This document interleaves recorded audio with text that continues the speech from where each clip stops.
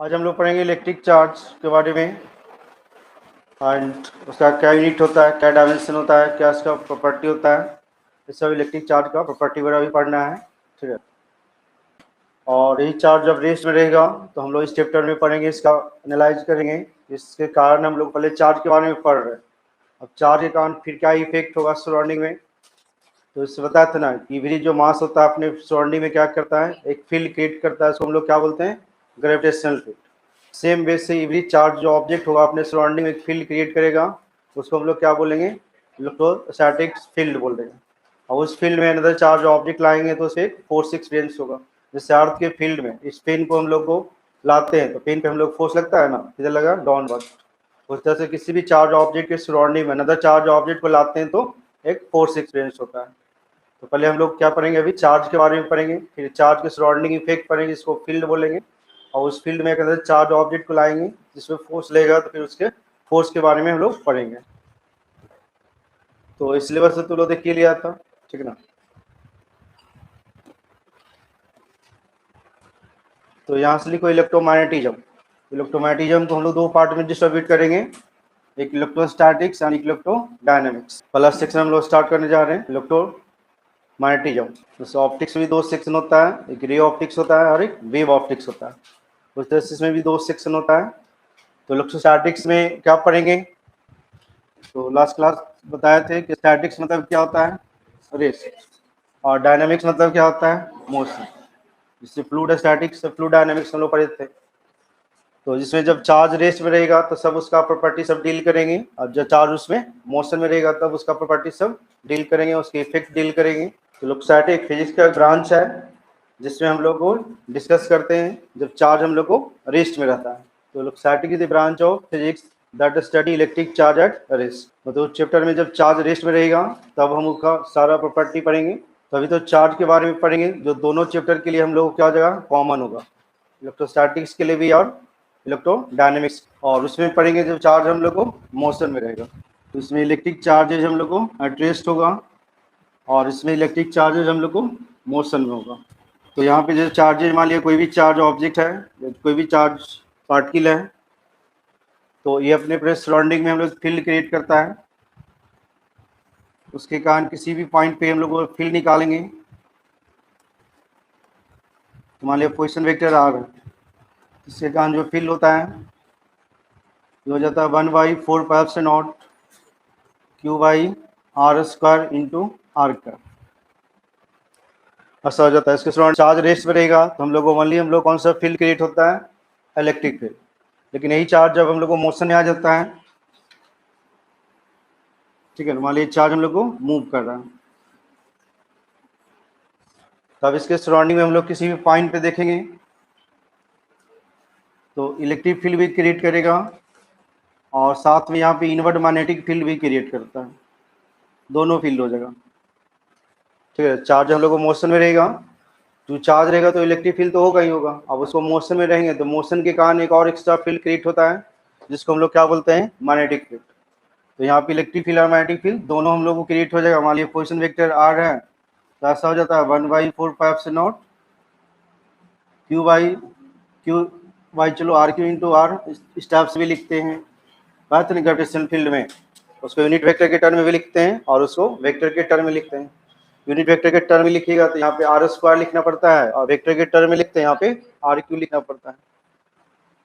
और same magnetic field जो होता है तो μ0/4π Q/V और डिवाइडेड बाई RQ हो जाता है। तो ये क्या हो गया, कौन सा फील्ड हो गया, मैग्नेटिक फील्ड।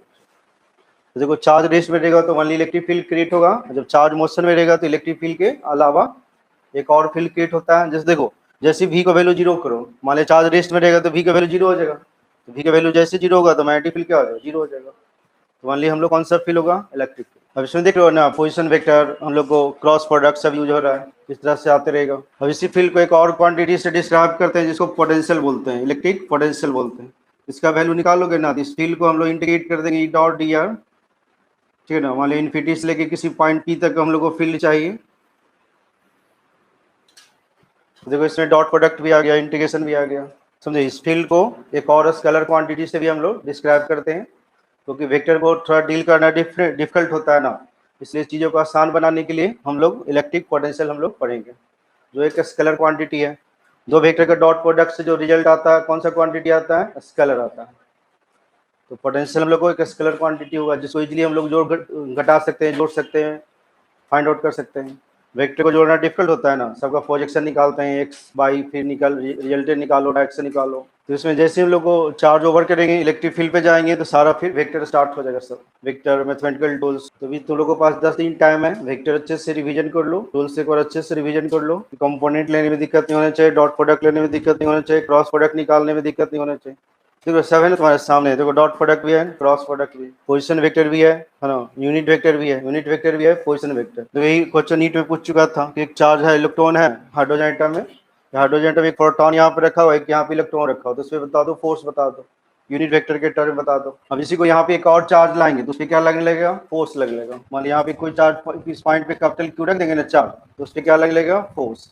तो फोर्स का वैल्यू कैसे निकालते हैं? क्यू इंटू ई ऐसे निकालते हैं। इलेक्ट्रिक फील्ड अगर पता है तो बस इसमें चार्ज से मल्टीप्लाई कर दो, क्या निकल जाएगा? फोर्स निकल जाएगा। इसी को हम लोग इसका वैल्यू पुट कर दोगे ना, तो यहाँ पे इसी को हम लोग क्या बोलते हैं? Coulomb's law. तो मेन थीम समझ में है ना, इलेक्ट्रोस्टैटिक्स में चार्ज का वो प्रॉपर्टी डील करेंगे जब चार्ज हम लोग को रेस्ट में रहेगा, और उसमें चार्ज का वो प्रॉपर्टी डील करेंगे जो चार्ज हम लोग को मोशन में रहेगा। तो इसमें रेस्ट का और भी हम लोग कुछ कुछ लेते हैं, जैसे इलेक्ट्रोस्टैटिक इक्विलिब्रियम होता है, जिससे मान लीजिए इसमें एक चार्ज बॉडी को दूसरे न्यूट्रल बॉडी से कनेक्ट करोगे ना, तो यहाँ से इलेक्ट्रॉन क्या करता है? मूव करता है। जिससे मान लिया दो डिफरेंट टेम्परेचर पे बॉडी रहता है, तो जानते हो ना, मान लिया कोई गर्म रड है, उसको पकड़ोगे तो जलेगा ना, जलता है क्यों? क्योंकि टेम्परेचर का डिफरेंस है ना, वहाँ से हीट एनर्जी ट्रांसफर होता है। तो इस तरह से दो चार्ज बॉडी है, मतलब एक चार्ज बॉडी है और एक न्यूट्रल है, तो वहाँ से दोनों को कॉन्टैक्ट में लगाओगे या कंडक्टिंग रड से दोनों को कॉन्टैक्ट बनाओगे, तो वहाँ से इलेक्ट्रॉन क्या करता है? ट्रांसफर होने लगता है, हाई पोटेंशियल से लोअर पोटेंशियल की तरफ जाने लगता है। जैसे हीट एनर्जी का फ्लो होता है ना, high heat energy to high temperature to low temperature, heat energy का फ्लो होता है। उस तरह से यहाँ पे किसका फ्लो होने लगता है? इलेक्ट्रॉन्स का फ्लो होता है। तो इलेक्ट्रॉन्स का फ्लो ये जो होता है ना, बहुत एकदम क्विकली होगा, मतलब बहुत फास्ट होगा, तो तुरंत इलेक्ट्रोस्टैटिक इक्विलिब्रियम अटेन कर लेगा। और जैसे इलेक्ट्रोस्टैटिक इक्विलिब्रियम अटेन कर लिया, मतलब वो क्या हो गया? रेस्ट में आ गया। ठीक है, जैसे कुछ कुछ पॉइंट हम लिखवा देते हैं, किसको किसको कैसे कैसे मानते हैं कि electrostatic the study of electromagnetic phenomenon that occur when there are no moving charges. तो इलेक्ट्रोमैग्नेटिक में हम लोग को डिस्कस करते हैं जब चार्ज हम लोग को मोशन में नहीं रहता है, that is after a static equilibrium has been established. तो जैसे हम लोग एक से दूसरे बॉडी पे मूव कर जाएगा, उसके बाद हम लोग डिस्कस करते हैं। जब मूव कर रहा होगा उसका प्रॉपर्टी हम लोग डिस्कस नहीं करेंगे, उसमें इलेक्ट्रोस्टैटिक्स। इक्विलिब्रियम में दो टाइप होता है ना, बताया था ना तुम लोगों को। जैसे किसी बॉडी पे नीट 40 होता है तो उसको क्या बोलते हैं? इक्विलिब्रियम में। अब नीट 40 होने का मतलब दो चीज होता है, या तो बॉडी रेस्ट में, या तो बॉडी कांस्टेंट वेलोसिटी से मूव कर रहा है। तो कांस्टेंट वेलोसिटी से मूव करता है तो उसको क्या बोलते हैं? Dynamic equilibrium. और बॉडी जब रेस्ट में आ जाता है तो हम लोग क्या बोलते हैं? Static equilibrium. स्टैटिक इक्विलिब्रियम जब अचीव हो जाएगा तब हम लोग बातें करेंगे उसका। जिस समय कर रहा होगा चार्ज का मोशन इधर से उधर, उस टाइम हम लोग नहीं बात करेंगे, उसका बात किसमें करेंगे? इलेक्ट्रोडायनेमिक्स। जैसे हम लोग फैन या ट्यूब कैसे जलने लगता है, जैसे स्विच ऑन करते हो तो फैन जल गया, ट्यूब जल गया। तो जैसे स्विच ऑन करते हैं तो उसको क्या करते हैं? पोटेंशियल डिफरेंस सप्लाई करते हैं। वो पोटेंशियल डिफरेंस क्या करता है? इलेक्ट्रिक फील्ड सेटअप कर देता है। वो इलेक्ट्रिक फील्ड क्या करता है? जो वायर जो लगा हुआ रहता है उसमें जो फ्री इलेक्ट्रॉन कंडक्टिंग वायर होता है ना, तो कंडक्टिंग वायर में जानते हो पढ़ा हो थोड़ा बहुत कि कंडक्टिंग कंडक्टर उसको बोलते हैं जिसमें large number of free electrons होता है, जो सी ऑफ इलेक्ट्रॉन होता है। जैसे हम लोग वाटर का समुद्र होता है ना, उस तरह से कंडक्टर क्या होता है? इलेक्ट्रॉन का समुद्र होता है। तो जैसे उसमें फोर्स लगाना स्टार्ट करते हैं, है ना, पोटेंशियल सेटअप करके, बोलते हैं ना 440 वोल्ट 220 वोल्ट, सब क्या बोलते हैं? पोटेंशियल। जैसे हम लोग को पोटेंशियल सेटअप किए तो हाई पोटेंशियल से लो पोटेंशियल हम लोग को इलेक्ट्रिक फील्ड सेटअप होता है। अभी इलेक्ट्रिक फील्ड क्या लगा देता है? फोर्स लगा देता है। अभी देखा था ना, कोई भी इलेक्ट्रिक फील्ड में चार्ज को रखेंगे तो उस पर फोर्स लगेगा, और वही फोर्स इलेक्ट्रॉन को मूव करने के लिए फोर्स कर देता है। तो जैसे हम लोग इलेक्ट्रॉन मूव करता है किसी भी क्रॉस सेक्शन एरिया से, तो नंबर ऑफ मतलब charge flow per unit time को हम लोग क्या बोलते हैं? Electric current. तो इलेक्ट्रिक करंट सेटअप हो जाता है, तो हम लोग उसको उसमें पढ़ेंगे डायनेमिक्स में। और चार्ज जो होगा ना, जैसे बताए ना, ये क्यूकली एकदम डिस्ट्रीब्यूट हो जाएगा, उसमें टाइम नहीं लगेगा कि 1 घंटा टाइम लग रहा है। जैसे जैसे दो बड़ी कॉन्टैक्ट में लगाओगे तो ट्रांसफर होगा। तो charge reach their equilibrium position rapidly because electric force is extremely strong. Electric force का जो वैल्यू होता है ग्रेविटेशनल फोर्स के रिस्पेक्ट में बहुत ही स्ट्रॉन्ग होता है, तो एकदम क्विकली एकदम डिस्ट्रीब्यूट हो जाएगा। तो जैसे ही टच करोगे चार्ज फ्लो जो जो ही फ्लो ना रहेगा हो जाएगा कि 10 टू पावर मतलब 39 के आसपास ज्यादा स्ट्रॉन्गर होता है। अभी बताएंगे तो लोग निकाल के कूलम्ब्स लॉ पढ़ोगे ना, तो दोनों में कंपेयर करेंगे। मान लीजिए इलेक्ट्रॉन और प्रोटॉन है तो उसके बीच ग्रेविटेशनल फोर्स कितना लगेगा और इलेक्ट्रोस्टैटिक फोर्स कितना लगेगा, तो दोनों का रेशियो जो आता है ना 10⁻39 स्ट्रॉन्ग रहता है। मतलब इसमें ग्रेविटेशनल फोर्स 1 न्यूटन लगेगा तो इलेक्ट्रोस्टैटिक फोर्स जो लगेगा ना 10⁻39 न्यूटन लगेगा। सोच लो कितना स्ट्रॉन्ग।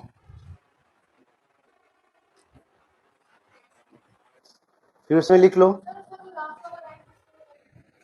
ई वाला, मतलब इसमें बोल रहे हैं ना कि जिससे कोई भी चार्ज जो इक्विलिब्रियम अचीव कर लेगा ना तो क्यूकली होगा। जैसे हम लोग मान लीजिए एक है हमारा कंडक्टर और ये मान लिया कोई चार्ज है और ये हम लोग को न्यूट्रल, जैसे टच करेंगे टच किए चार्ज हो गया, जो भी चार्ज ट्रांसफर होना रहेगा तो उसमें हो जाएगा। जैसे हम लोग टच किए दोनों का पोटेंशियल सेम हो गया। ऐसे ये नहीं कि टच किए रखे रहेंगे, ऐसे ऐसे नहीं, ऐसे उसमें पढ़ेंगे है ना। जो मोबाइल को चार्ज करेंगे ना तो मोबाइल को चार्ज करते थे कंटिन्यू इलेक्ट्रॉन फ्लो हो रहा है लगता है ना 10 मिनट आधा घंटा चार्ज होने में लगता है, तो उसका कौन कहाँ पढ़ेंगे इलेक्ट्रिसिटी में, इलेक्ट्रोडायनेमिक्स। मतलब रिपीटली होता है क्योंकि इलेक्ट्रोस्टैटिक जो फोर्स होता है ना बहुत ही स्ट्रॉन्गर होता है। ये निकाल के आगे बताएंगे भी कितना स्ट्रॉन्गर होता है। और इसमें जैसे बताया ना कि चार्ज मूव करेगा तो हम लोग क्या सेटअप हो जाता है करंट। अब करंट सेटअप हो जाएगा तो करंट के कारण हम लोग को इफेक्ट पड़ेंगे, ठीक है ना, मैग्नेटिक फील्ड पड़ेंगे। तो कोई भी हम लोग को जैसे कोई भी करंट की रिंग वायर हम लोग को इस तरह से रहता है तो उसको सराउंडिंग में देखो एक हम लोग को फील्ड क्रिएट होता है।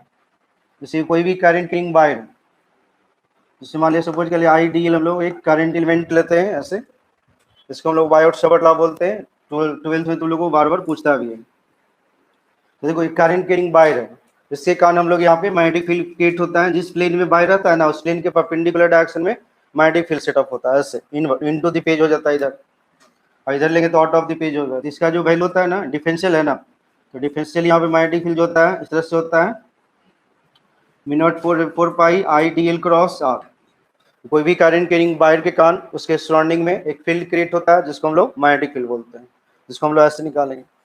और फाइनाइट निकालना रहेगा तो इसको क्या करना पड़ेगा हम लोग को इंटीग्रेट कर देंगे। देख रहे हो ना हर फॉर्मूला में cross product position vector integration सब जगह आ रहा है। फिर बता रहे थे कि मैग्नेट के बारे में पढ़ेंगे उसमें, ठीक है ना। मैग्नेट भी हम लोग क्या करता है अपने सराउंडिंग में फील्ड क्रिएट करता है, और उस मैग्नेट को मैग्नेटिक फील्ड में रखेंगे तो उस पर टॉर्क निकालेंगे। जो ड्यूरेशन तुम लोग को अभी बताया था लास्ट क्लास में, ड्यूरेशन भी 4 नंबर के सीबीएसई बोर्ड में पूछा था। तो मैग्नेट को मैग्नेटिक फील्ड में रख दिया था तो उस पर मैग्नेटिक टॉर्क कितना लगा था। अभी जैसे पंखा चलता है ना, जैसे लाइन देते हैं ना हम लोग, स्विच ऑन करते हैं तो उसमें एक टॉर्क लगता है जिसको हम लोग मैग्नेटिक टॉर्क बोलते हैं, जिसके कारण रोटेट करता है। तो कोई भी चीज रोटेट करवाने के लिए क्या लगाना पड़ता है टॉर्क। तो ये हम लोग को मैग्नेटिक फील्ड हम लोग को यहाँ पे मैग्नेट की टॉर्क लगाता है, जो हमेशा यूज होता है मोटर में, जनरेटर में, हर जगह फैन में। इसका वैल्यू हम लोग इतना निकलता है, मैग्नेटिक टॉर्क लिखोगे ना तो I into N A cross B होता है, असर होता है। एन क्या होता है नंबर ऑफ टर्न्स। देखो पंखा कभी खुला हुआ देखा है, उसमें कॉइल रहता है, या मोटर देखो उधर कॉइल्स रहता है, वही N number of turns coil रहता है, कितना जल्दी उसमें कॉइल नंबर ऑफ टर्न रहता है। आई क्या हो गया करंट। देखो अब बड़ा हम लोग को बड़ा चाहिए, पता है ना साइज, छोटा छोटा मोटर, बड़ा मोटर, बहुत बड़ा मोटर, तो उसका एरिया ऑफ आर्मेचर होता है। अभी क्या हो गया मैग्नेटिक फील्ड। तो किसी भी कॉइल को हम लोग रोटेट करने के लिए एक टॉर्क लगाना पड़ता है, ये हम लोग को टॉर्क वगैरह निकालना पड़ता है।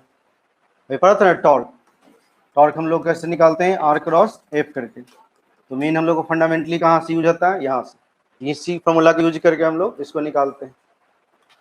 तो ये दोनों चैप्टर में समझ में आ गया ना कि क्या क्या पढ़ना है इसमें हम लोग।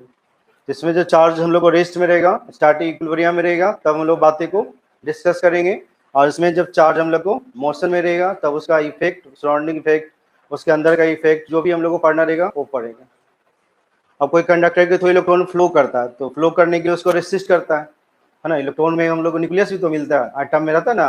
कोई भी एटम क्या चीज़ से बना रहता है, इलेक्ट्रॉन प्रोटॉन और न्यूट्रॉन के कॉम्बिनेशन से। तो वहाँ तो मूव कर रहा है इलेक्ट्रॉन, है ना। न्यूक्लियस तो रेस्ट है, न्यूक्लियस तो क्या रहता है रेस्ट रहता है अपने जगह पे। अब उसमें मूव करेगा, धक्का खाएगा ना, धक्का खाएगा तो उसके कारण क्या इफेक्ट होता है रेसिस्टेंस, है ना, जिसको रेसिस्टेंस बोलते हैं, रेसिस्टिविटी बोलते हैं, कंडक्टिविटी बोलते हैं, ये सब टर्म आएगा फिर। अब जैसे कोलिजन होता है तो दो चीजें कोलिजन होता है तो क्या होता है वो हीट होता है, अब उसका हीटिंग इफेक्ट पड़ना पड़ता है करंट का। अब लिखो इलेक्ट्रिक चार्ज लिखना। तो पहले हम लोग इलेक्ट्रिक चार्ज के बारे में लोग पढ़ते हैं। अभी तो हम बातें कर लिए कि हम लोग इलेक्ट्रोमैग्नेटिज्म में 2 पार्ट में लोग पढ़ेंगे, चार्ज के बारे में ही पढ़ना है दोनों चैप्टर में। एक चैप्टर में चार्ज जब रेस्ट में रहेगा तो, और एक चैप्टर में चार्ज जब मोशन में रहेगा तो। अब इलेक्ट्रिक चार्ज हम लोग क्या क्या होता है, कैसे डेवलप होता है, किसको पॉजिटिव किसको नेगेटिव बोलते हैं, उसके बारे में जानना है। चार्ज का पंछी प्रॉपर्टी होता है कि चार्ज हम लोग को हमेशा किसी भी आइसोलेटेड सिस्टम का कंजर्व रहता है, ठीक है ना। और चार्ज होता है क्वांटाइज होता है, हमेशा integral multiple of electronic charge होता है। जैसे नंबर ऑफ पर्सन होता है ना, फ्रैक्शन हो सकता है नंबर ऑफ पर्सन। कभी सुनोगे 7-10 आदमी आया है मेरे यहाँ, या 5 आदमी 5.5 आदमी चला गया, बोलते हो ना, छोटा हो या मोटा आदमी हो बड़ा हो, सबको बोलते हैं एक ही आदमी काउंट करते हैं। तो इस तरह से हम लोग को इलेक्ट्रिक चार्ज का हमेशा क्वांटाइज रहता है, हमेशा integral multiple of smallest electronic charge होता है। फिर रिलेटिविस्टिक मैकेनिक्स में चले जाएंगे। जैसे तो लोग बताए थे ना, मैकेनिक्स हम लोग को 3 टाइप को पढ़ते हैं, classical mechanics, quantum mechanics and relativistic mechanics. जिसमें रिलेटिविस्टिक मैकेनिक्स में मास हम लोग क्या करता है, वैरी कर जाता है, बट चार्ज हम लोग को वैरी नहीं करता है। तो एक तरीका से हम लोग चार्ज को ऐसे डिफाइन करते हैं, चार्ज किसी ऑब्जेक्ट का वो प्रॉपर्टी है जिसके कारण एक बॉडी दूसरे बॉडी पे फोर्स एक्सपीरियंस करता है। तो उस प्रॉपर्टी को हम लोग क्या बोलते हैं, कि बॉडी चार्ज है, इलेक्ट्रिक चार्ज है उसमें। और दूसरा हम लोग को फंडामेंटल प्रॉपर्टी का एक करेक्टरिस्टिक इंट्रिंसिक करेक्टरिस्टिक प्रॉपर्टी है। फंडामेंटल पार्ट किस में होता है, इसमें होता है इलेक्ट्रॉन प्रोटॉन न्यूट्रॉन जी। इस दुनिया में, इस यूनिवर्स में कुछ भी चीज बना हुआ है तो इलेक्ट्रॉन प्रोटॉन न्यूट्रॉन के कॉम्बिनेशन से। मतलब तुम लोग भी बना हुआ है तो सब इलेक्ट्रॉन प्रोटॉन कॉम्बिनेशन से बना हुआ है, समझा। कोई ज्यादा गोरा हो गया मतलब उसमें इलेक्ट्रॉन ज्यादा हो गया, कोई काला हो गया तो इलेक्ट्रॉन कम हो गया, इस टाइप से। तो लोग बायोलॉजी पढ़ते हो ना कि कुछ बनता है सेल के कॉम्बिनेशन से बनता है। हम यहाँ पढ़ाते हैं कि कोई भी चीज बनता है किसके कॉम्बिनेशन से बनता है, फंडामेंटल पार्टिकल के कॉम्बिनेशन से बनता है, जिसको इलेक्ट्रॉन प्रोटॉन न्यूट्रॉन बोलते हैं। तो फिजिक्स मतलब ओनली जो साइंस में कंसीडर किया जाता है ना, हम नहीं बोल रहे हैं, इन्हें बोलना कि सब फिजिक्स पढ़ाते हैं तो बोल रहे हैं। According to Rutherford only science में किसको कंसीडर करते हैं, फिजिक्स को। और बाकी चीजें स्टैम्प कलेक्टिंग पेपर है, उसमें डाटा है, डाटा बेस्ड है। जाके रदरफोर्ड का स्टेटमेंट पढ़ लेना, तो बोलता है सर पढ़ा रहे हैं फिजिक्स तो बोलते हैं कि साइंस है, और बाकी क्या पढ़ा रहा है। वैसे सब मैथ में सब देखो, मैथ में पढ़ दोगे तो इस टाइप को ऐसे बनाएंगे, इस टाइप को ऐसे बनाएंगे, इस टाइप से ऐसे बनाएंगे, नहीं रहता है टाइप्स ढेर सारा। इंटीग्रेशन का जानते हो, पढ़ोगे ना तो 45 फॉर्म होता है। नहीं पढ़ाए थे इंटीग्रेशन का उस समय, 25 को फॉर्मूला भी लिखवाए थे हम। तो उससे 45 को फॉर्म होता है इंटीग्रेशन की, किस टाइप करेगा तो इस टाइप को बनाना, इस टाइप करेगा तो इस टाइप को बनाना। तो सब formula just stamp collecting paper है। तो लिख लिया ना, electric charge the intrinsic characteristic property of fundamental particles just like mass. Mass जिस तरह से एक प्रॉपर्टी होता है, उस तरह से किसी भी फंडामेंटल पार्टिकल के पास चार्ज का भी प्रॉपर्टी होता है। और दूसरा, इलेक्ट्रिक चार्ज को हम लोग ऐसे डिफाइन करते हैं कि इलेक्ट्रिक चार्ज किसी भी ऑब्जेक्ट का वो प्रॉपर्टी है जिसके कारण एक ऑब्जेक्ट दूसरे ऑब्जेक्ट पे फोर्स एक्सपीरियंस करता है। जैसा देखा रहा था ना, एक चार्ज ऑब्जेक्ट सराउंडिंग में फील्ड क्रिएट कर रहा था, उस फील्ड में अनदर चार्ज ऑब्जेक्ट को ला रहे थे तो क्या लग रहा था, उस पर फोर्स। अगर मान लिया फोर्स नहीं लेंगे तो समझेंगे वो बॉडी पे चार्ज नहीं है, मतलब बॉडी क्या है, न्यूट्रल है, उसमें कोई चार्ज नहीं है। तो फंडामेंटल पार्टिकल हम लोग कौन कौन सा होता है, इलेक्ट्रॉन, प्रोटॉन एंड न्यूट्रॉन। तो इसके बारे में जानते हैं। इलेक्ट्रॉन को हम लोग कुछ कुछ सिंबल्स देते हैं। इलेक्ट्रॉन को हम लोग कैसे इंडिकेट करते हैं, ई माइनस। केमिस्ट्री में जानता होगा तुम लोग को। तो ई के पावर माइनस लिखेंगे मतलब समझना वो क्या है, इलेक्ट्रॉन का सिंबल है, ठीक है। अब इस पे इलेक्ट्रॉन पे चार्ज हम लोग कैसे लिखते हैं, चार्ज को स्मॉल क्यू या कैपिटल क्यू से इंडिकेट करते हैं। तो इलेक्ट्रॉन पे चार्ज जो होता है ना, वो हम लोग को क्या होता है, माइनस ई होता है। और जिसका वैल्यू ई का वैल्यू कितना होता है यहाँ पे, -1.6 गुने 10 टू पावर -19 कूलम है ना, उसी मतलब कूलम हो गया। और इसका मास बता दो, एम ई मतलब M for mass, E for electron का मास।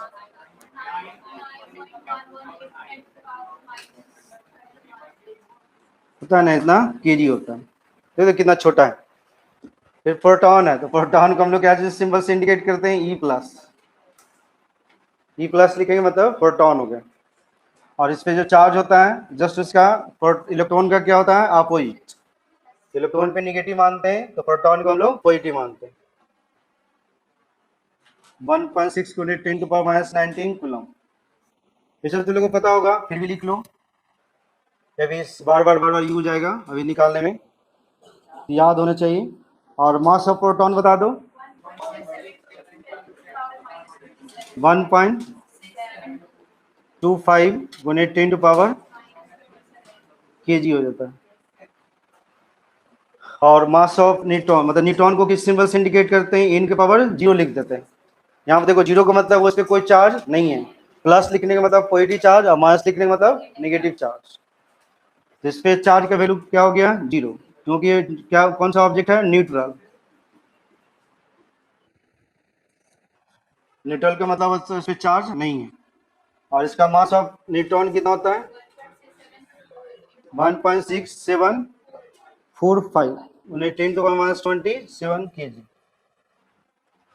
देखो ये दोनों का मास अप्रोक्सीमेटली सेम ही होता है। देखो 1.672, बस यहाँ पे 4 है बस। तो न्यूक्लियस पढ़ोगे ना, तो मास ऑफ प्रोटॉन और मास ऑफ न्यूट्रॉन अप्रोक्सीमेटली हम लोग को सेम कंसीडर करेगा। तो मास ऑफ प्रोटॉन जो हो जाएगा अप्रोक्सीमेटली मास ऑफ न्यूट्रॉन हो जाता है।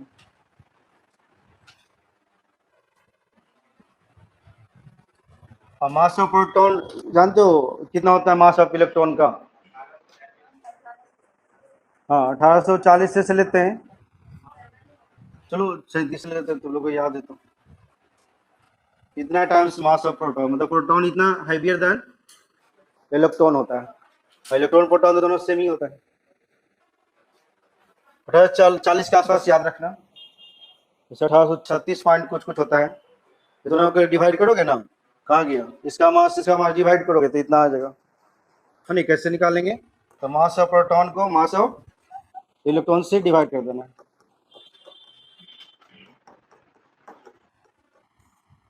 कोई डिफिकल्ट चीज नहीं है इसको लाना, उससे डिवाइड कर सकते हो।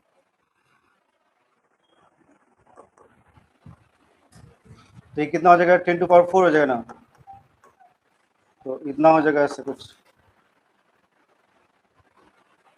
हो जाएगा। नहीं ऊपर जाएगा, जगह नहीं, 10⁴ हो जाएगा ना, 10⁴ से मल्टीप्लाई कर दोगे इतना हो जाएगा ना, और इतना बाई इतना कर लेना। तो इसको याद रखना, यहाँ से लेके हम लोग मॉडर्न फिजिक्स तक इसको यूज करेंगे। न्यूक्लियर फिजिक्स पढ़ेंगे उसमें भी सब यूज आता है। न्यूक्लियर फिजिक्स में इलेक्ट्रॉन और प्रोटॉन को, सॉरी प्रोटॉन और न्यूट्रॉन को एक कॉमन नाम देते हैं, जानते हो? प्रोटॉन और न्यूट्रॉन को एक कॉमन नाम देते हैं। नहीं पढ़े न्यूक्लियस केमिस्ट्री तुम लोग? बताओ, न्यूक्लियॉन्स, ठीक है। तो इसको प्रोटॉन और न्यूट्रॉन को एक कॉमन नाम देते हैं। न्यूक्लियर फिजिक्स न्यूक्लियर केमिस्ट्री पढ़ोगे तो न्यूक्लियॉन्स होता नहीं। यहाँ पे स्टूडेंट है तो स्टूडेंट एक कॉमन नाम है, तो स्टूडेंट में गर्ल्स भी आ सकता है और बॉयज भी आ सकता है। तो सर न्यूक्लियॉन्स बोलेंगे तो प्रोटॉन भी आ सकता है, न्यूट्रॉन भी आ सकता है। तो ये फंडामेंटल पार्टिकल है, इसी पार्टिकल की कॉम्बिनेशन से कोई भी चार्ज हम लोग को डेवलप होता है। देखो ये किस तरह से इलेक्ट्रॉन हम लोग को मूव करते रहता है। देखो ये हम लोग को क्या है, न्यूक्लियस, यहाँ पे क्या है, न्यूट्रॉन एंड प्रोटॉन, और उसके सराउंडिंग में इस तरह से हम लोग को सेल में इलेक्ट्रॉन मूव करता है। इलेक्ट्रिक चार्ज एक फिजिकल प्रॉपर्टी ऑफ मैटर है, जिसके कारण एक बॉडी दूसरे बॉडी को क्या करेगा, फोर्स लगा, एक्सपीरियंस करेगा फोर्स। इलेक्ट्रिक चार्ज एक मैटर का फिजिकल प्रॉपर्टी है। मैटर तो समझता है ना, सॉलिड लिक्विड है गैस, कुछ भी हो सकता है। तो हर एक प्रॉपर्टी मतलब सॉलिड हो चाहे लिक्विड हो चाहे गैस हो, हर एक ऑब्जेक्ट में चार्ज होता है। Electric charge the physical property of matter that cause it experience a force whenever place in electromagnetic field. जैसे इसको इलेक्ट्रोमैग्नेटिक फील्ड में रखोगे तो उस पर फोर्स एक्सपीरियंस होता है। इलेक्ट्रिक फील्ड में जब रेस्ट में रखते हैं तभी हम लोग को फोर्स लगता है, लेकिन मैग्नेटिक फील्ड में कब फोर्स लगता है, जब वो मोशन में रहता है। चार्ज को रेस्ट में रखोगे तो इलेक्ट्रोस्टैटिक फोर्स लगेगा, चार्ज को मोशन में रखोगे तो इलेक्ट्रिक फोर्स के अलावा एक और फोर्स लगेगा जिसको क्या बोलेंगे, मैग्नेटिक फोर्स। जो मैग्नेटिज्म हम लोग उसमें पढ़ते हैं जब चार्ज हम लोग को मोशन में आ जाता है।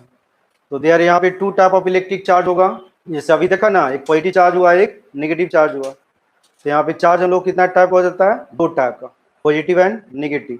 तो पॉजिटिव हम लोग किसके थ्रू कैरी होता है, प्रोटॉन के थ्रू, अभी देखा E+ चार्ज। और नेगेटिव जो चार्ज कैरी होता है किसके थ्रू, इलेक्ट्रॉन्स के थ्रू। अब लाइक चार्ज जानते हो, रिपेल टू ईच अदर, और unlike charge attract to each other. Like charge मतलब समझते हो ना, सेम पोलरिटी, प्लस प्लस या माइनस माइनस। और जिस ऑब्जेक्ट पे नेट चार्ज नहीं होगा उसको क्या बताया था अभी, न्यूट्रल। जैसे इलेक्ट्रॉन न्यूट्रॉन को बोले थे ना, न्यूट्रॉन को हम लोग क्या बोलेंगे, न्यूट्रल चार्ज ऑब्जेक्ट है। इलेक्ट्रॉन को कौन आविष्कार किए थे, नहीं जानते हो? हाँ, जे थॉमसन। तो कार्बन एटम में कितना रहता है, 6 प्रोटॉन और 6 न्यूट्रॉन इन दी न्यूक्लियस। और उसके सराउंडिंग में कितना इलेक्ट्रॉन रहता है, 6 इलेक्ट्रॉन। इस तरह सेल में रहता है। सो पढ़ाएंगे उसमें डिटेल में न्यूक्लियस के बारे में। न्यूक्लियर फिजिक्स में हम लोग अलग से पढ़ेंगे 2 क्लास। इसको केस सेल बोलते हैं ना, के सेल, इसको एल सेल और बाकी एम एन सेल होता है। किसी भी सेल में मैक्सिमम नंबर ऑफ इलेक्ट्रॉन कितना रहता है जानते हो? किसी भी सेल में मैक्सिमम नंबर ऑफ इलेक्ट्रॉन कितना रहता है? नहीं बोल रहा है जी। 32 पगला रहता है, 2n स्क्वायर नहीं रहता है जी, एकदम गोले माल है chemistry. Maximum number of electron किसी भी सेल में 2n स्क्वायर रहता है। n क्या है? प्रिंसिपल क्वांटम नंबर, जिसका k सेल के लिए n का वैल्यू कितना होता है? 1, l सेल के लिए कितना होता है? 2, m सेल के लिए 3। तो n का वैल्यू 1 पुट करोगे तो कितना आ जाएगा? 2। k सेल में 2 इलेक्ट्रॉन और l सेल में 2, n के जगह पे 2 रखोगे तो कितना हो जाएगा? 8। जिससे मैक्सिमम नंबर ऑफ इलेक्ट्रॉन कितना रहता है? 8। फिर कितना रहता है? 18। फिर कितना रहता है? 32। इस टाइप से रहता है। क्वांटम नंबर नहीं पढ़ा, 4 टाइप क्वांटम नंबर होता है। एक principal quantum number, azimuthal quantum number, इसको एल बोलते हैं, मैग्नेटिक और स्पीड। इसका वैल्यू होता है ना सही, इसका वैल्यू 1 2 इस तरह से होता है, डॉट डॉट, और इसका वैल्यू कितना होता है? 0 to n-1 तक। और इसको क्या होता है? 12 + 1। और इसका हम लोग क्या होता है? Plus minus half spin. Reduction बताता है, प्लस हाफ पॉजिटिव और माइनस हाफ नेगेटिव। इसको स्पिन क्वांटम नंबर बोलते हैं। इसे क्वेश्चन पूछता है जी एटॉमिक स्ट्रक्चर में, हमेशा जेईई मेंस नीट में पूछेगा एक क्वेश्चन। कोई भी एटम दे देगा और बोलेगा बताओ उसका सब क्वांटम नंबर बताओ, क्या पॉसिबिलिटी है? लिख लो, एनी मैटर जो फॉर्म होगा किसके कॉम्बिनेशन से होगा? एटम के कॉम्बिनेशन से होगा। इस दुनिया में कोई भी मैटर बना हुआ है एटम के कॉम्बिनेशन से। एटम किसके कॉम्बिनेशन से बना हुआ है? Electron, proton and neutron. जैसे कार्बन एटम का स्ट्रक्चर दिखा है, इसको बना लिया ना। फिर इसके नीचे लिख लेना, एनी मैटर जो फॉर्म होगा किसके कॉम्बिनेशन से बनेगा? एटम के कॉम्बिनेशन से। मैटर में तो समझता है सॉलिड हो, लिक्विड हो एंड गैस हो, कोई भी मैटर। और ये स्ट्रक्चर वो 1 एटम दिखाए थे, ये एक एटम का स्ट्रक्चर था, एक एटम का। देख रहे हो इस तरह से हम लोग रहता है न्यूक्लियस में, एकदम बहुत टाइटली बॉन्डेड रहता है, सब स्ट्रॉन्ग न्यूक्लियर फोर्स लगता है इसमें। तो देख रहे हो सब इलेक्ट्रॉनिक सर्कुलर ऑर्बिट में हम लोग क्या कर रहा है? रिवॉल्व कर रहा है न्यूक्लियस के अराउंड। जैसे अभी देखा था ना, सैटेलाइट हम लोग अर्थ के सराउंडिंग में मूव कर रहा था, सन के सराउंडिंग में मूव कर रहा था। मून जो होता है किसका सैटेलाइट होता है? अर्थ का, नेचुरल सैटेलाइट। जैसा ही सब जो ये अर्थ हुआ और ये सैटेलाइट हुआ, ग्रेविटेशन में बोलोगे तो। और जैसे इलेक्ट्रोस्टैटिक्स में, जब मॉडर्न फिजिक्स में न्यूक्लियस हुआ, उसके सराउंडिंग में सब इलेक्ट्रॉन। सब किस ऑर्बिट, कैसा ऑर्बिट है? सबका सर्कुलर ऑर्बिट है ना, उसी को हम लोग यहाँ पे 2D में बात किए हैं। तो इसी टाइप के एटम से कॉम्बिनेशन से इस यूनिवर्स में कुछ भी बना हुआ रहता है, ठीक ना। हर चीज जो बना हो रहेगा एटम के कॉम्बिनेशन से बना हो रहा है। और एटम किसके कॉम्बिनेशन से बना हो रहता है? Electron, proton and neutron. अब लिखो स्ट्रक्चर ऑफ सोडियम एटम। हाँ, केमिस्ट्री पढ़ा रहे हैं, सब तो हम ही को पढ़ाना पड़ता है। पहले 2 महीना मैथ पढ़ा है, फिर फिजिक्स पढ़ा है, अब केमिस्ट्री पढ़ा रहे हैं। बायोलॉजी का बेसिक बता ही दें। सेल किसके बनता है? एटम के कॉम्बिनेशन से। एटम किसके कॉम्बिनेशन से बनता है? Electron, proton and neutron. जो इतना तुम लोग ऊपर जाते होता बायोलॉजी में बात करते हो कि बायोलॉजी में जो बना होता है हर चीज सेल के कॉम्बिनेशन से बना। नहीं, सेल किसके कॉम्बिनेशन से बना होता है? एटम के कॉम्बिनेशन से। देखिए ये हम लोग को सोडियम एटम, ठीक है, इसका सिंबल हम लोग को जानते हैं, ए नहीं होता है, जानते हो ना। प्रोटॉन नंबर किससे डिनोट करते हैं? जेड से, ठीक है, प्रोटॉन नंबर जेड से। और प्रोटॉन नंबर एटॉमिक नंबर दोनों क्या होता है? सेम होता है, जानते हो ना, ठीक है। सब जब न्यूमेरिकल बनाओगे ना सब यूज आएगा, नहीं आएगा तो फिर जाल बजाना बैठ। एनपी मतलब नंबर ऑफ प्रोटॉन। तो जो एटॉमिक नंबर होता है उसी को हम लोग नंबर ऑफ प्रोटॉन बोलते हैं। मतलब जितना प्रोटॉन होगा उतना ही उसका एटॉमिक नंबर होगा। या बोल सकते हो जितना एटॉमिक नंबर होगा किसी भी एलिमेंट का, उतना ही हम लोग को उसका प्रोटॉन नंबर होगा। इसमें हम लोग कितना प्रोटॉन नंबर है? 11, ठीक है। अब देखिए ये न्यूट्रल रहेगा, न्यूट्रल रहेगा तो नंबर ऑफ इलेक्ट्रॉन जो होगा ना वो सेम हो जाएगा। ये नहीं मतलब समझ रहा है ना, नंबर ऑफ इलेक्ट्रॉन। अब देखिए नंबर ऑफ न्यूट्रॉन हम लोग कैसे निकलेगा? तो मास नंबर इसका कितना होता है? 23 होता है, ठीक है ना। मास नंबर एक को क्या बोलते हैं? Mass number. और मास नंबर कैसे हम लोग निकालते हैं? तो Z + N। N क्या हुआ? नंबर ऑफ न्यूट्रॉन, ठीक है ना। तो मास नंबर अगर हम लोग को 23 है और ये हम लोग को 11 है, तो नंबर ऑफ न्यूट्रॉन कितना हो जाएगा? 12 हो जाएगा। तो नंबर ऑफ न्यूट्रॉन इसमें कितना हो जाता है? 12 हो जाता है। इन्हें लिख दीजिए, समझ में आ जाएगा ना। नंबर ऑफ न्यूट्रॉन, ये नंबर ऑफ न्यूट्रॉन है, मतलब ये जो होता है ना, number of proton plus number of neutron से हम लोग क्या बनता है? Mass number.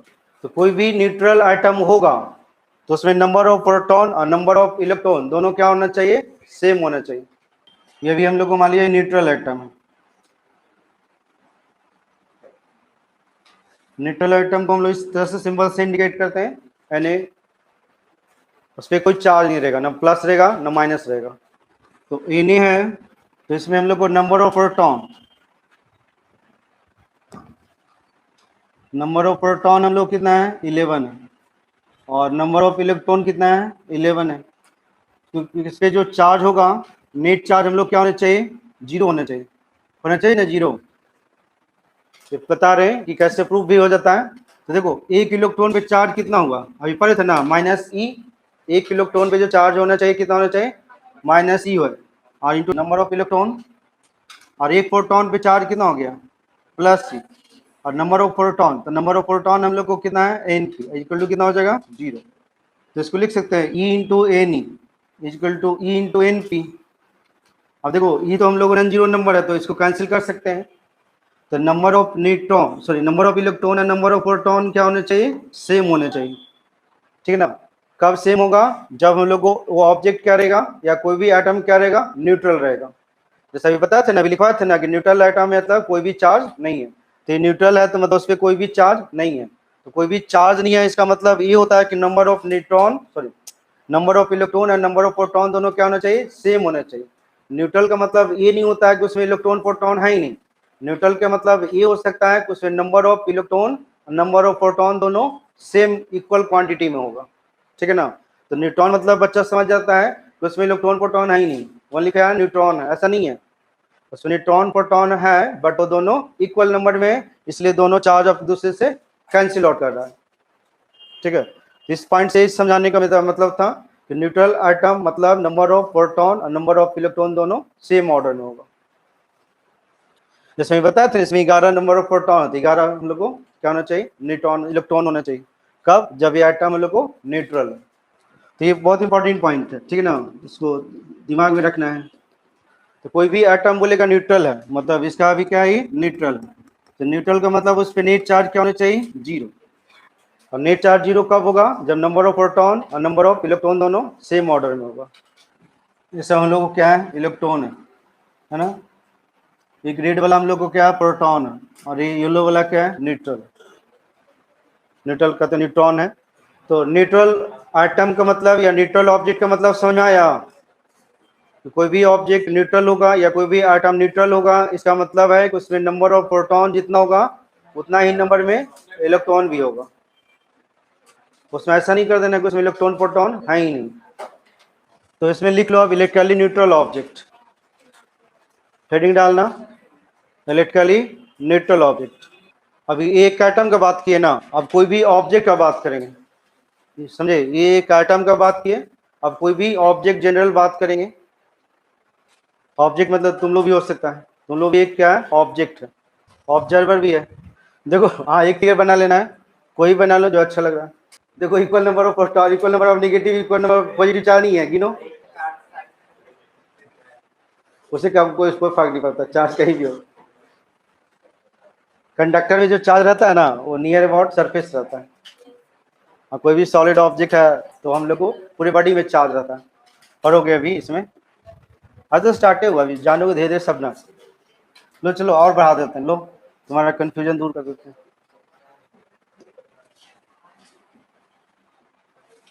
लो और दे दें।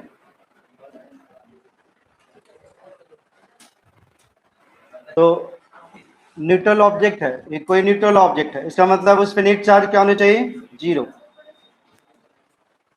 समझ में आया ना। और नेट चार्ज 0 है, मतलब मानिए इसमें एन नंबर ऑफ क्या है? N E number of electron है और N P number of proton है। तो ये बताया ना कि इस पे जो चार्ज लिखेंगे, एक इलेक्ट्रॉन के कारण चार्ज ही इंटू एन ई मल्टीप्लाई कर देंगे और एक प्रोटॉन पे charge plus E into N P multiply कर देंगे और इक्वल टू क्या कर लेंगे 0। तो E into N E equal to E into N P. तो ये वाला हम लोग को कैंसिल आउट हो गया। तो नंबर ऑफ इलेक्ट्रॉन और नंबर ऑफ प्रोटॉन क्या होना चाहिए, सेम होना चाहिए। तो जैसे हम लोग एक आटम का बात किया उस तरह से कोई जनरल हम लोग बात कर लेंगे कोई ऑब्जेक्ट का। तो कोई भी ऑब्जेक्ट होगा तो उस पर नेट चार्ज 0 होता है, और नेट चार्ज 0 होने का मतलब हुआ है उसमें इक्वल नंबर ऑफ इलेक्ट्रॉन और इक्वल नंबर ऑफ प्रोटॉन होगा। चाहे एक आइटम हो चाहे हम लोग को लार्ज नंबर ऑफ आइटम के कॉम्बिनेशन से कोई भी ऑब्जेक्ट बना है। और ये जो रहता है ना नंबर ऑफ इलेक्ट्रॉन्स वगैरह से बहुत लार्ज ऑर्डर में रहता है। जिससे समझ रहा है, मान लिया सोडियम है तो सोडियम में मान लिया 110 ग्राम है सोडियम है। मान लिया सोडियम कोई है इसका मास कितना है 110 ग्राम। आप पूछेगा बताओ इसमें नंबर ऑफ सोडियम आइटम कितना है, निकाल लोगे, नहीं निकालने आता है। पहले नंबर ऑफ मोल्स निकाल लेते हैं। तो नंबर ऑफ मोल होता है ना mass by molar mass. Physics में बोलेंगे mole by sorry mass by molar mass बोलेंगे। फिजिक्स में वेट बाई मोलकुलर वेट नहीं बोलना है। तो फिजिक्स में मास और वेट क्या होता है, अलग होता है। केमिस्ट्री में मास और वेट दोनों सेम ही मान लेते हैं। हम लोग मोटा मोटी पढ़ते हैं ना, हम लोग पूरा डिटेल में जाके पढ़ते हैं, समझा। तो 110 बाई 23 कितना हो जाता है, 5 मोल्स हो गया। और नंबर निकालना जानता है ना, mole equal to number of item by Avogadro number होता है।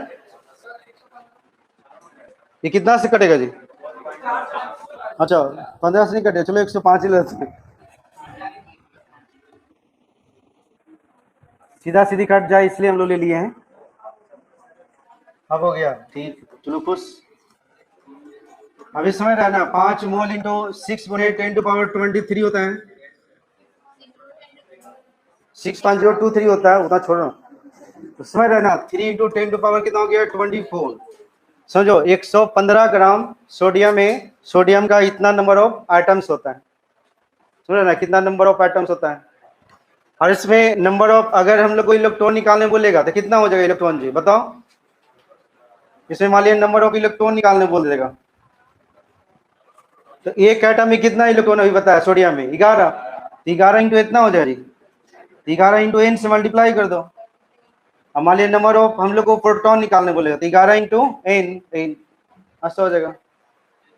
और नंबर ऑफ न्यूट्रॉन बोल निकालने बोलेगा तो 12 इंटू एन हो जाएगा ऐसे, एन से समझ रहे हो। क्योंकि एक सोडियम एटम के मतलब सोडियम के एक एटम में 11 इलेक्ट्रॉन था ना, इतना नंबर ऑफ सोडियम एटम्स हो गया। तो किसका नंबर हो गया सोडियम का। सोडियम ना मेरे गुरुजी नाम से, सोडियम मेरे गुरुजी का नाम था, जानते हो नरेंद्र अवस्थी। बोलते रहते थे ना कि देखो मेरे को ना नरेंद्र अवस्थी के नाम से कोई नहीं जानता है कोटा में, बहुत कम लोग जानेगा, लेकिन बोलोगे सर सोडियम सर जानते हो सबको जान।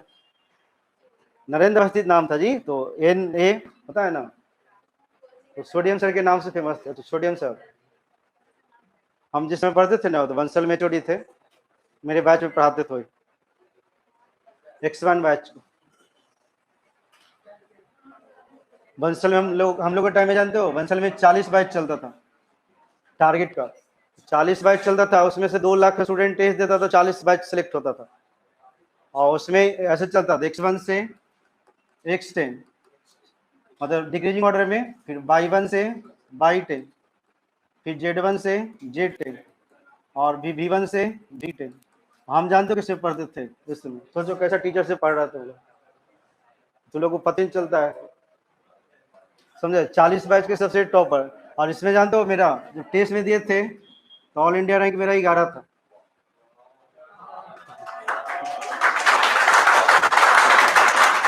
बस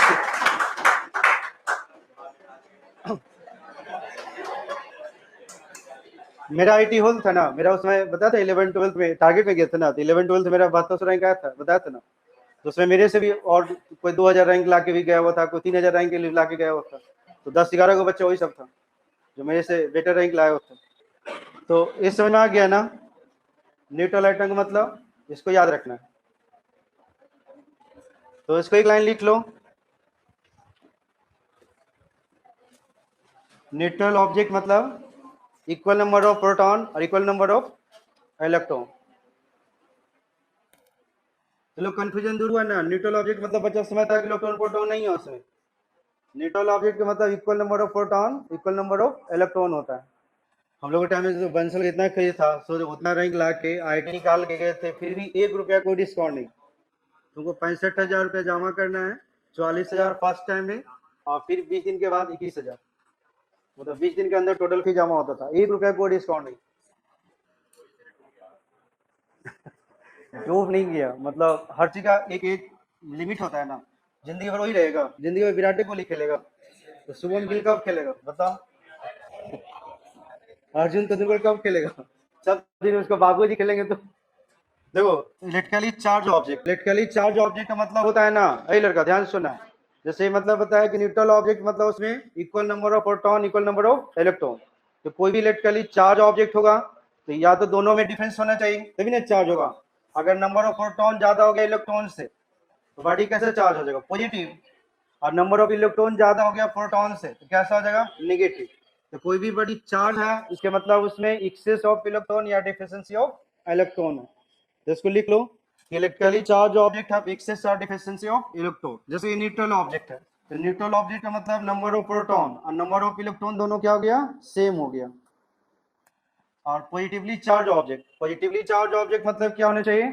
नंबर ऑफ प्रोटॉन क्या होना चाहिए? ज्यादा हो जाना चाहिए नंबर ऑफ इलेक्ट्रॉन से।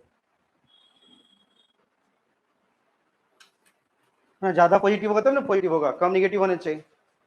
और निगेटिवली चार्ज ऑब्जेक्ट मतलब नंबर ऑफ प्रोटॉन कम होने चाहिए नंबर ऑफ इलेक्ट्रॉन्स। तीनों में अलग अलग है चार्जिंग,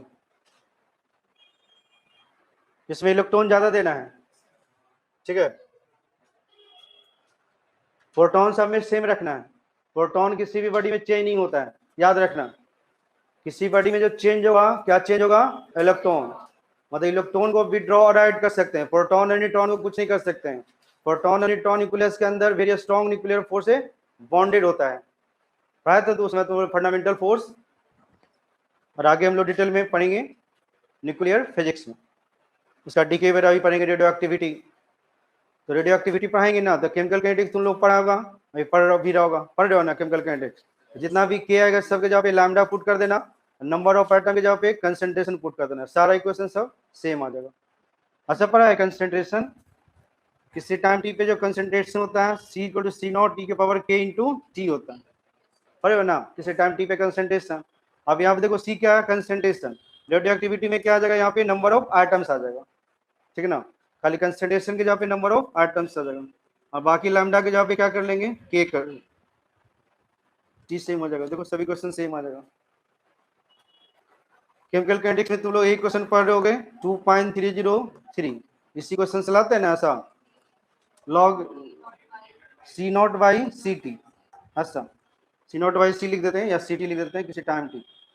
तो इसमें लैम्डा के जगह पे लैम्डा लिख दोगे 2.303 बाई टी, और लॉग सी नॉट के जगह पे क्या हो जाएगा? एन नॉट, और सी के जगह पे क्या हो जाएगा? एन। देखो सभी क्वेश्चन सेम सेम आ जाएगा। तो केमिकल काइनेटिक्स है, रेडियो एक्टिविटी है।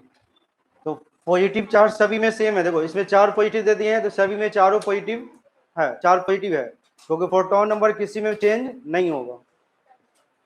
तो इलेक्ट्रॉन हम लोग को, चूंकि इलेक्ट्रॉन हम लोग को न्यूक्लियस के सराउंडिंग में रिवोल्व करते रहता है, जैसे उसको एनर्जी देंगे उड़ जाएगा, वो बाहर चल जाएगा। जैसे बोलते हैं ना अर्थ से हम लोग इसके वेलोसिटी से फेंक देते हैं तो अर्थ के फील्ड से बाहर चल जाएगा। तो इस तरह से इलेक्ट्रॉन की एनर्जी जैसे रोटेट करा उसको एनर्जी और ऐड कर दिया तो एनर्जी बाहर आ गया एटम से। तो इलेक्ट्रॉन को विड्रॉ और सब्सट्रैक्ट कर सकते हैं, तो प्रोटॉन और न्यूट्रॉन को कुछ नहीं कर सकते हैं, जो भी एटम में रहेगा वो फिक्स रहेगा हमेशा। तो इसको बना लिया ना। तो किसी भी चार्ज ऑब्जेक्ट का मतलब समझ में आया? उसमें कोई भी चार्ज ऑब्जेक्ट है मतलब पॉजिटिवली चार्ज ऑब्जेक्ट है, इसका मतलब क्या है? उसमें डिफिशिएंसी ऑफ इलेक्ट्रॉन है। और निगेटिवली चार्ज ऑब्जेक्ट है उसमें मतलब एक्सेस ऑफ इलेक्ट्रॉन है। और चार्ज नहीं है मतलब number of proton number of electron equal number में। तो ये दो चार्ज होता है, दो टाइप ऑफ चार्ज हुआ। तो इस बॉडी पे क्या बोलेंगे इस केस में? यही लड़का, इस बॉडी को क्या बोलेंगे? ये बॉडी हम लोग कैसा चार्ज है? इस पे चार्ज क्या है? पॉजिटिव, हाँ सॉरी नेगेटिव जी, न्यूट्रल चार्ज। इसमें क्या बोलेंगे? नेगेटिव चार्ज है, क्योंकि नंबर ऑफ इलेक्ट्रॉन ज्यादा हो गया। और ये न्यूट्रल मतलब इसमें जीरो, कोई चार्ज नहीं है। और इस पे चार्ज कैसा हो जाएगा पॉजिटिवली। द क्यू का वैल्यू क्या जाना चाहिए पॉजिटिव के टर्म में आएगा। अब क्या आएगा उसको हम लोग फाइंड आउट करेंगे। तो पॉजिटिव लिखे ना, क्या पॉजिटिव लिखेंगे उसको हम लोग को जानना पड़ेगा। यहाँ पे नेगेटिव लिखेंगे तो कितना नेगेटिव आएगा। तो ये समझ में आएगा ना, इलेक्ट्रिकली चार्ज ऑब्जेक्ट मतलब डिफिशिएंसी और excess of electron. Proton number हमेशा फिक्स रहेगा। जो हम लोग चार्ज के बारे में बात करते हैं इसलिए इलेक्ट्रॉन न्यूट्रॉन पे तो है नहीं चार्ज, तो न्यूट्रॉन छोड़ देते हैं हम लोग उसको। न्यूट्रॉन का बात कहाँ पे करेंगे फिर न्यूक्लियस, क्योंकि हम लोग मास का प्रॉपर्टी अभी नहीं पढ़ रहे हैं, ओनली चार्ज का प्रॉपर्टी पढ़ रहे थे। जिसके पास चार्ज है वही हम लोग को पार्टिसिपेट करेगा। अब देखो टाइप्स ऑफ इलेक्ट्रिक चार्ज। जैसे देखिए ये सोडियम है, ठीक है, सोडियम से 1 इलेक्ट्रॉन निकाल देंगे। जिससे मान लिया अभी हम लोग को 11 हम लोग क्या है प्रोटॉन और 11 हम लोग क्या है इलेक्ट्रॉन। 1 इलेक्ट्रॉन रिमूव कर दिए, रिमूव 1 इलेक्ट्रॉन, 1 इलेक्ट्रॉन रिमूव कर दिए। तो इसमें हम लोग कितना हो जाएगा 11 प्रोटॉन और 10 इलेक्ट्रॉन हो जाएगा ना। उसको हम लोग को, तो इसमें हम लोग को अब चार्ज कितना डेवलप होगा। तो देखो हम लोग को 10 इलेक्ट्रॉन है तो माइनस सी इंटू 10 और प्लस ई इंटू 11, तो माइनस 10 इंटू ई और प्लस 11 इंटू ई। तो कितना है यहाँ पे प्लस ई बचेगा। तो इस पे हम लोग को चार्ज कितना देते हैं एन प्लस, ठीक है ना, लिखते हैं ना यहाँ पे प्लस। तो वहाँ पे प्लस का मतलब वो उस पर चार्ज कितना होता है प्लस ई के बराबर होता है। समझा, किसी भी एटम पे एक प्लस लिखा रहता है ना, उसका मतलब होता है कि उस पर चार्ज कितना है प्लस ई है, ठीक है। जैसे एक एग्जांपल और लेते हैं, जैसे मैग्नीशियम है। तो मैग्नीशियम में हम लोग कितना इलेक्ट्रॉन होता है, प्रोटॉन कितना होता है पहले 12, और न्यूट्रल है ना जिसमें कोई चार्ज नहीं है तो इतना ही नंबर हम लोग क्या होगा इलेक्ट्रॉन होगा। जैसे न्यूट्रल है यहाँ पे कोई चार्ज नहीं, मतलब इक्वल नंबर में दोनों होना चाहिए। अब यहाँ से 2 इलेक्ट्रॉन रिमूव कर दे, रिमूव 2 इलेक्ट्रॉन, ठीक है। 2 इलेक्ट्रॉन हम लोग रिमूव कर दिए इसमें से, तो 2 इलेक्ट्रॉन रिमूव कर दिए। यहाँ पे Mg जो आ जाएगा अब कितना आ जाएगा 12 प्रोटॉन और 10 इलेक्ट्रॉन। अब इस पे चार्ज कितना होना चाहिए इस पे, तो माइनस 10 इंटू ई और प्लस 12 इंटू ई। इसको कितना लिख देंगे प्लस 2 ई, मतलब इस पे प्लस 2 लिखते हैं, प्लस 2 ई नहीं लिखते हैं। तो किसी भी आइटम पे प्लस 2 लिखा हुआ मतलब उस पे चार्ज कितना है प्लस 2 ई है, और ई का वैल्यू तो जानता ही है। तो इस तरह से कोई भी हम लोग को आइटम रहेगा, मान लीजिए कोई भी आइटम है जिसका नाम एम दे दिए, इसमें से एन इलेक्ट्रॉन रिमूव कर दें, रिमूव एन इलेक्ट्रॉन्स। तो इसमें जो चार्ज हम लोग को डेवलप होगा प्लस एन लिख देंगे ऐसे, ठीक है ना। और प्लस एन का मतलब हुआ इस पे चार्ज कितना है प्लस एन इंटू ई है। अच्छा, इसको कैपिटल एन से इंडिकेट कर देना क्योंकि मोल के लिए यूज करेंगे वो।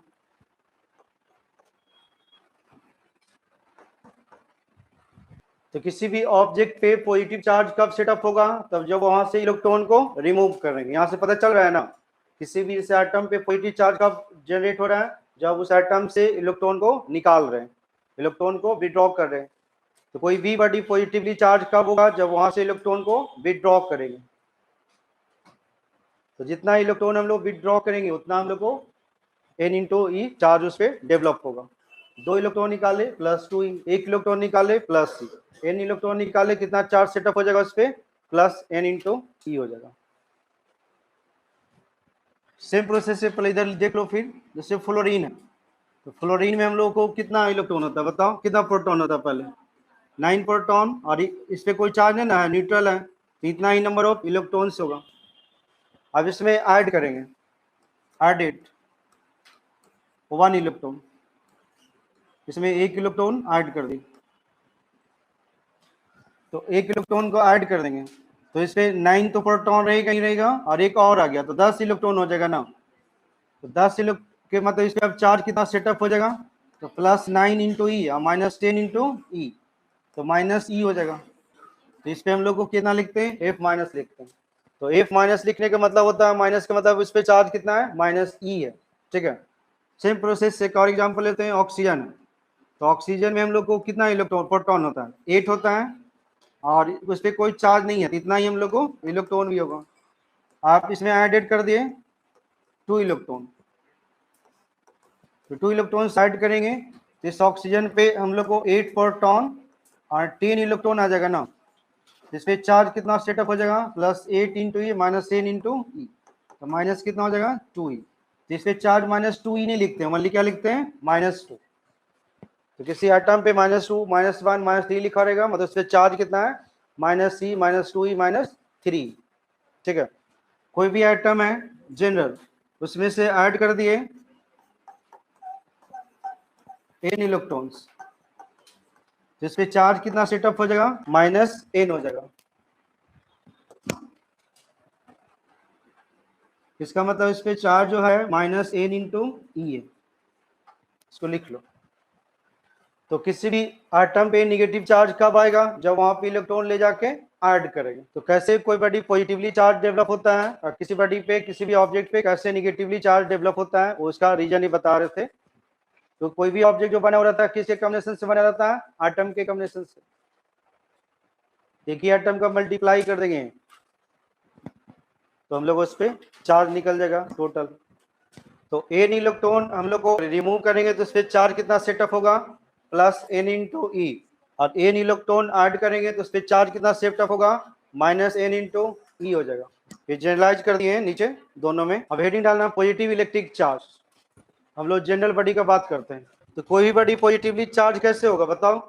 अब तुम लोग को आइडिया चला ना, इसमें न्यूट्रल ऑब्जेक्ट है, द नंबर ऑफ न्यूट्रॉन और नंबर ऑफ प्रोटॉन दोनों में क्या है सेम है।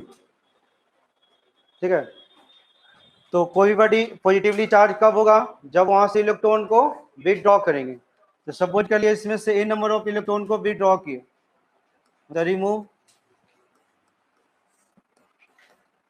n electrons.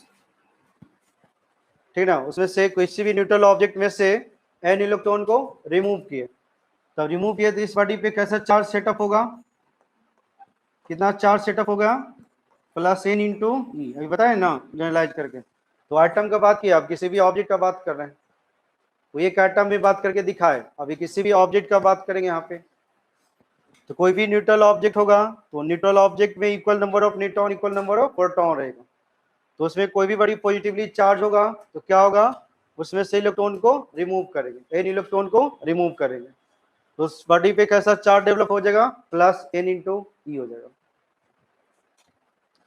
अब देखो इसका मास का बात करते हैं। जैसे मान लिया मास इसका न्यूट्रल का m0 है और पॉजिटिवली का मास हम लोग को प्लस है ना, प्लस लिख दिए, नोटेशन है पॉजिटिवली। तो ये दोनों में किसका मास ज्यादा होगा, इसका मास ज्यादा होगा कि उसका मास ज्यादा होगा। देखो पॉजिटिव चार्ज का जो मास लिखेंगे, इसका जो मास लिखोगे तुम क्या लिखोगे, m0 में से इलेक्ट्रॉन को निकाले ना, तो एक इलेक्ट्रॉन का मास कितना है me, तो n इलेक्ट्रॉन निकाले तो उसमें से इसमें से घटेगा ना जी, पार्टिकल्स निकाल रहे हैं ना। जैसे मान लिया समझो कि पूरा एक ट्रक से गिट्टी भरा हुआ और गिट्टी को हम लोग फेंकेंगे तो रिजल्टेंट कुछ ना कुछ तो मास घटेगा। ठीक ना, तो यहाँ पे m0 में से हम लोग को कितना मास घटेगा, यहाँ पे m0 -n इंटू me क्या है, एक इलेक्ट्रॉन का मास। तो एज ए रिजल्ट हम लोग किसका मास हम लोग को मतलब डिक्रीज हो गया, पॉजिटिवली चार्ज ऑब्जेक्ट का मास हम लोग को डिक्रीज हो जाता है न्यूट्रल ऑब्जेक्ट से। क्वेश्चन पूछेगा तुम्हारा कि किसी बॉडी को पॉजिटिवली चार्ज करते हैं तो उसका मास घटता है कि बढ़ता है। तो पॉजिटिवली चार्ज मतलब क्या, उसमें से इलेक्ट्रॉन को रिमूव किए, और रिमूव किए तो उसका मास क्या होगा, घटेगा। ठीक है ना, जस्ट लाइक समझे ना कि कोई ट्रक है गिट्टी से भरा हुआ, तो ट्रक के रिस्पेक्ट में गिट्टी का मास कितना, बहुत ही छोटा, लेकिन एक गिट्टी को फेंकोगे तो कुछ मास तो घटेगा ना जी, एक गिट्टी के बराबर। मान लो गिट्टी जैसा एक गोल्ड फेंक दो, बहुत इंपॉर्टेंट हो जाता है ना। एक गिट्टी समझो 2 ग्राम होगा, 2 ग्राम सोना का जानते हो दाम कितना हो जाता है, 12,000। मेकिंग 4 लाख के 15,000, तो देखने में इतना छोटा है लेकिन उसका वैल्यू देखो 12,000 रुपये, 15,000 रुपये हो जाता है। और व्हाट अबाउट साइज, बताओ साइज बढ़ेगा कि घटेगा, बढ़ेगा। रिश्ता नहीं बात करें, उसका घटेगा कि बढ़ेगा, इसके रिस्पेक्ट में घटेगा कि बढ़ेगा, घट जाएगा। जैसे देखो तुम लोग केमिस्ट्री और यहाँ पे फिजिक्स में अपोजिट हो जाता है। फिर देखो सुनो आप चुपचाप, तुम लोग को बोलने का मौका दिए थे तो उसमें बोलता ही नहीं, जब हम बोल रहे हैं तो तब चुपचाप सुना स्टार्ट कर दो। देखो केमिस्ट्री में हम लोग बात करते हैं ना, एक आइटम का बात करते हैं, ठीक है ना, तो उसमें से किसी भी न्यूट्रल आइटम में से इलेक्ट्रॉन निकालते हैं, मतलब उसमें से सेल क्या हो गया, घट गया। सेल घट गया होगा तो साइज क्या हो जाता है, छोटा हो जाता है। लेकिन फिजिक्स में हम लोग जब बात करेंगे किसी भी ऑब्जेक्ट का बात करेंगे, अब ऑब्जेक्ट देखा था ना कि लार्ज नंबर ऑफ एटम के कॉम्बिनेशन से बना हुआ है, तो इसमें हम लोग को क्या होगा कि पॉजिटिव चार्ज डेवलप होगा। इसमें देखो ना ज्यादा पॉजिटिव है ना, इसमें ज्यादा पॉजिटिव है, तो लाइक चार्जेज अभी पढ़ाए थे ना, लाइक चार्ज क्या करता है, रिपेल करता है।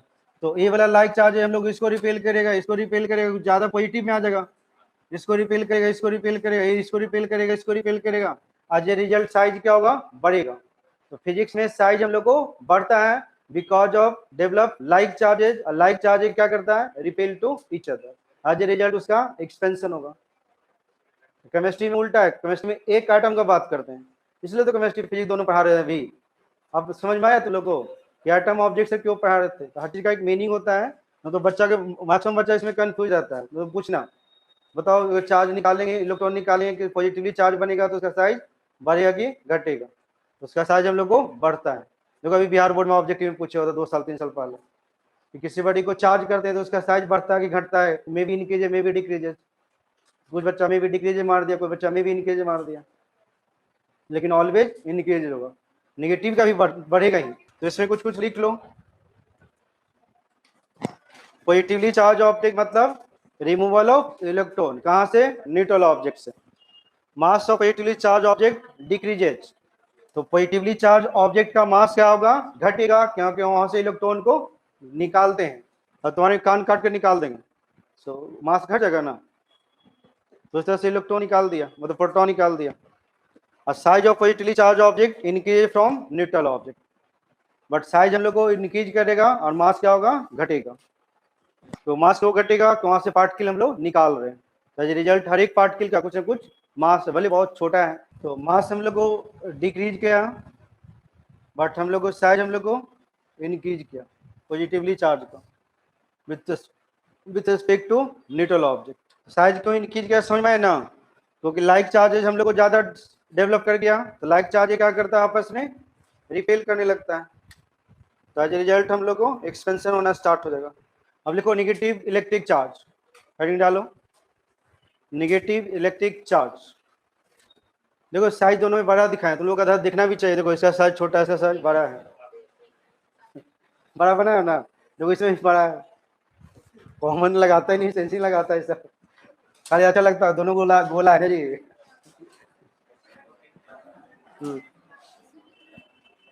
इसमें न्यूट्रल है, इसमें चार्ज 0 है।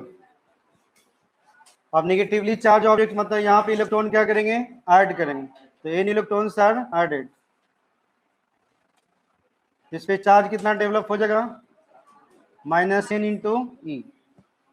अब बताओ मास, इसका मास मान लिया m0 है, और इसका मास हम लोग को m निगेटिव है, जिसका मास बढ़ेगा कि घटेगा, बढ़ेगा ना इस बार, तो मास ऑफ जो निगेटिवली चार्ज बॉडी हो जाएगा, mass of neutral object plus n electron को ऐड किए, तो n इंटू एम ही हो जाएगा, तो एज ए रिजल्ट हम लोग को mass of negatively charge object हो जाएगा, वो बढ़ जाएगा,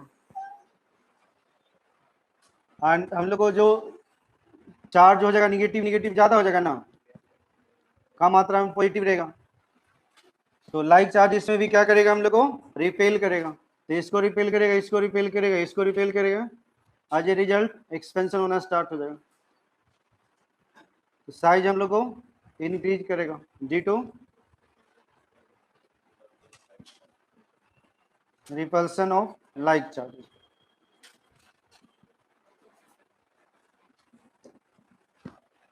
तो मास इसमें बढ़ेगा, साइज हम लोग इसमें बढ़ेगा, दोनों बढ़ेगा।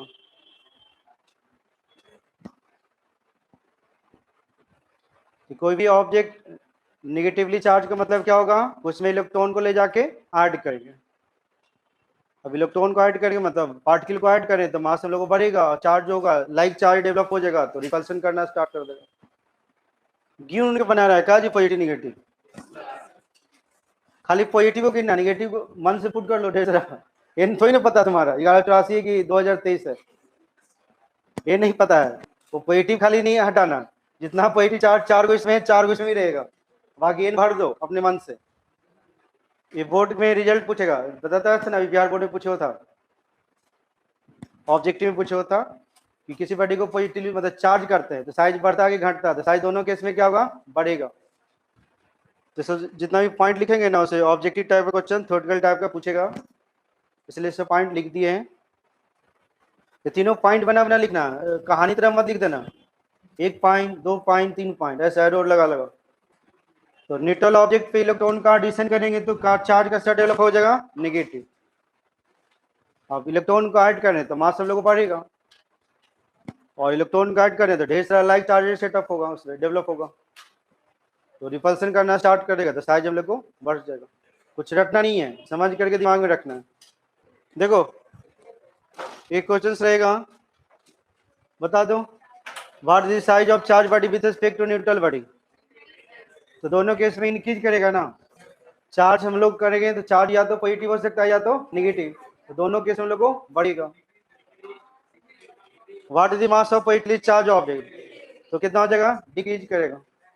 What is the mass of negatively charge object, तो क्या हो जाएगा, इंक्रीज करेगा। तो देखो इस तरह से ऑब्जेक्टिव में क्वेश्चन पूछेगा, सब क्वेश्चन पूछा हुआ है, बोर्ड में से पूछा हुआ है। हाँ जी, बिहारी बोर्ड में ऑब्जेक्टिव पूछता है। सीबीएसई पूछ में बोलेगा रीजन बताएगा, बोलेगा बताओ अभी स्टेट किए थे ना कि कोई भी बॉडी निगेटिवली चार्ज होता है, एक्सप्लेन करोगे साइज बढ़ेगा, एक्सप्लेन करो मास घटेगा। तभी जो एक्सप्लेन किए है ना उसी को एक्सप्लेन करना है। तो 2 नंबर का पूछेगा तो एक्सप्लेन करने बोलेगा। देखो यूनिट ऑफ चार्ज, तो इसका भी 2 यूनिट होता है, एक सीजीएस और एक एसआई। तो एसआई जो यूनिट हो जाएगा कूलम्स हो जाएगा, और सीजीएस जो यूनिट होगा ईएससी हो जाएगा, इसी को हम लोग स्टार्ट कूलम बोलते हैं। देखो एसआई यूनिट ऑफ चार्ज जानवे करता है, लिख लो, नहीं जानता जी।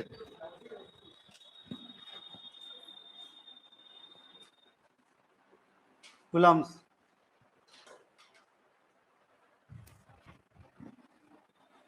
कूलम चाचा का नाम था, कूलम चाचा थे, पता है ना, तुम्हारे पड़ोसी वाले चाचा थे, इसलिए कैपिटल सी से लिखना है। जैसे न्यूटन का लिखते थे ना, चाचा के नाम पे जो यूनिट रहता है ना उसके कैपिटल लिखते हैं। जैसे फोर्स लिखते थे ना 10 न्यूटन, इस तरह से चार्ज को लिखना है मान ली 10 कूलम, हाँ कैपिटल सी लिखेंगे।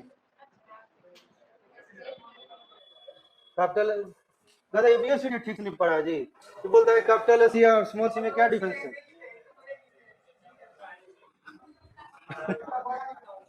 कैसा कैसा बच्चा ऐसा।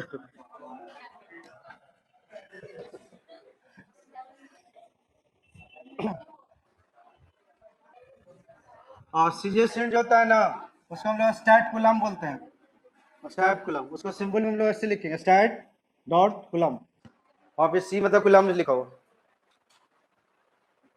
लिखो जी।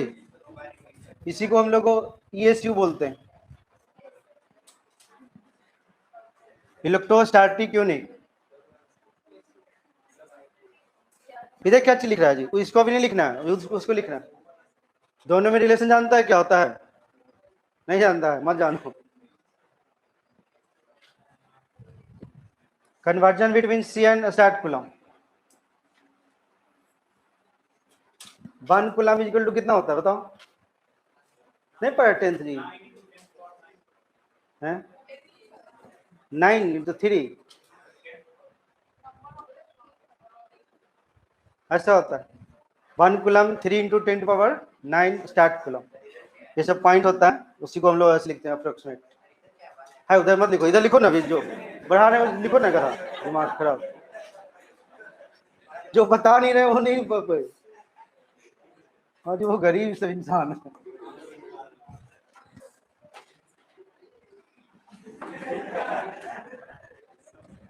इसलिए तुम लोग एक एक करके लाते हैं, पता चला एक एक करके लाते हैं। इसको पहले आ गया इसराइल बना रहा, देख रहा कि पहले लिखा हुआ होगा, उस पर एनिमेशन लगाना भूल गए थे। एनिमेशन लगाना पड़ता है सब में, सब line by line, line by line लगाना पड़ता है, कितना मेहनत करना पड़ता है, समझ में आता है तुम लोगों को। अभी देखो ना, अभी सेकंड जो लेक्चर बनाए हैं वो जानते हो बनाने में कितना घंटा लगा, 2-3 दिन लगा था। सेकंड लेक्चर बनाएंगे ना, देखना सब पूरा एनिमेशन है, सब दिखेगा कैसे इलेक्ट्रॉन ट्रांसफर हो रहा है, कैसे चार्ज हो रहा है, कैसे चार्ज कंजर्व हो रहा है, कैसे चार्ज डिस्ट्रीब्यूट हो रहा है। नेक्स्ट लेक्चर सब पढ़ने में बहुत मजा आएगा।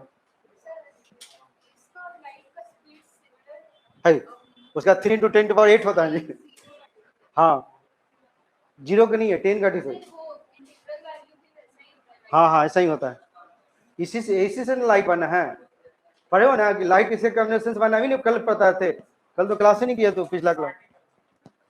लाइट होता है, क्या होता है, इलेक्ट्रोमैग्नेटिक वेव होता है, इलेक्ट्रोमैग्नेटिक मतलब इलेक्ट्रिक एंड मैग्नेटिक का कंबाइंड फॉर्म। तो दोनों चैप्टर को मिला देंगे तो क्या बन जाएगा, लाइट। लाइट आने लगेगा, फिर जिंदगी में लाइट आ जाता है।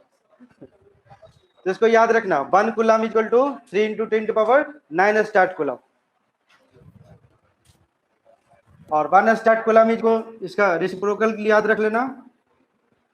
कन्वर्जन करते हैं ना जी, 1 मीटर इक्वल टू 100 सेंटीमीटर, उधर से 1 सेंटीमीटर को लिखते हैं ना 0.01 मीटर, उस तरह से लिखा हुआ है।